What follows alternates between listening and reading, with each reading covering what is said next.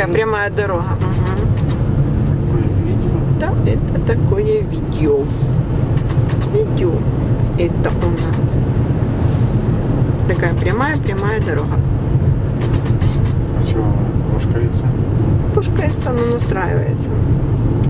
Не врешь, ты подъедешь. Честно. А вот тут вот такие вот красивые каменюки, которых мы раньше смотрели.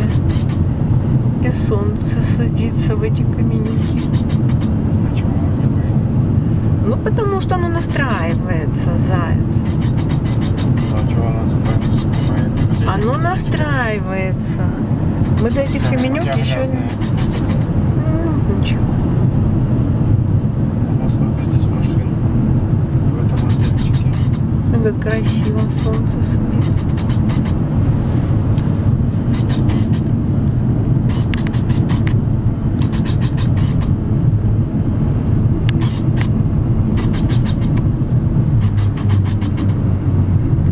А это мы сюда заезжали тоже.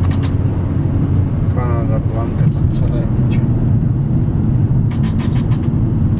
Ух ты, как красиво здесь.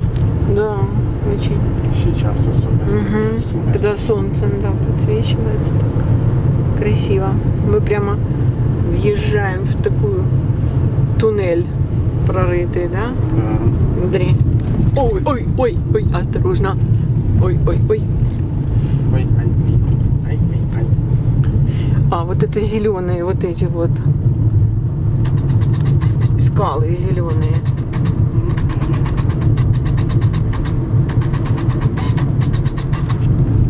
Ты не так быстро едь. Почему она так бошкает? Кто?